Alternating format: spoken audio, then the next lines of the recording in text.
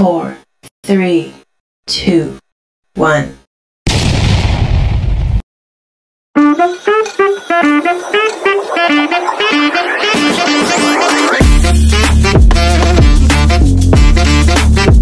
Assalamualaikum dan selamat sejahtera. Salam URAS number 1, we are the best, hendak maju berusaha.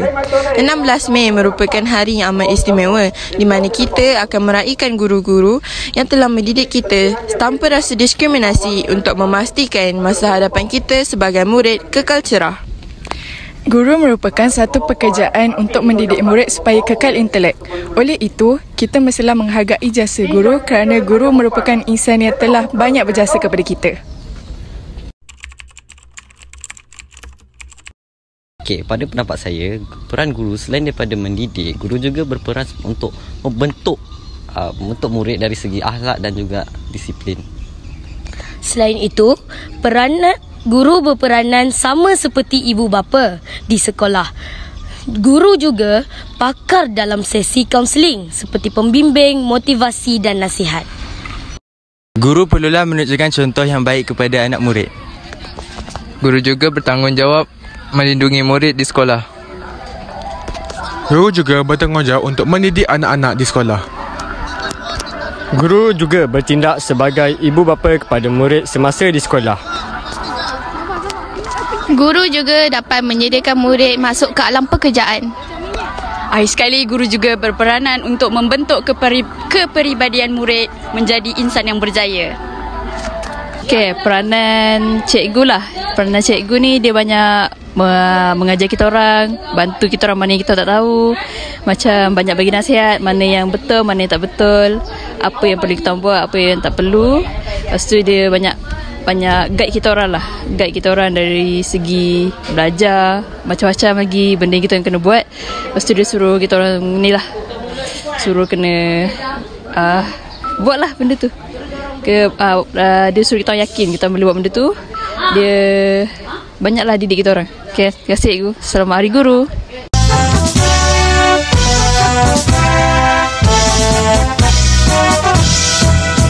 Kami guru Malaysia berikat dan berjanji berdiri dan memimpin putra putri negara kita. Ada cerita duka kami tumpahkan setia pun negara kita, panduan hidup kami semua. Di bidang pembangunan kami tetap bersama, membantu membina negara yang tercinta. Mana yang diberi kami tak bersiakan. Apa yang kami berjanji tunai tetap kami tunaikan.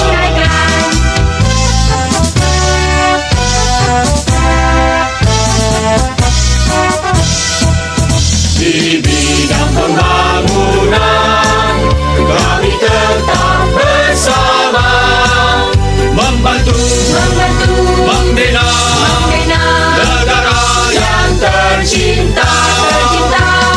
Mana yang diberi kami tak bersiakan. Apa yang kami berjanji tunai tetap kami tunaikan. Tunai tetap kami tunaikan.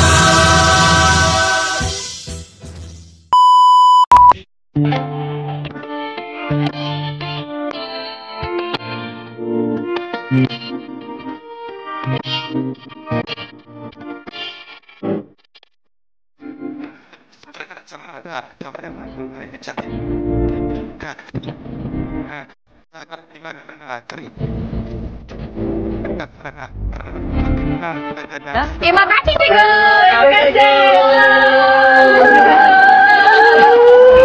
Kami dari Tingkatan 5, Wakil Tingkatan 5 ingin mengucapkan selamat Hari Guru kepada cikgu-cikgu yang telah mengajarkan kami, dan kami mengucapkan terima kasih cikgu.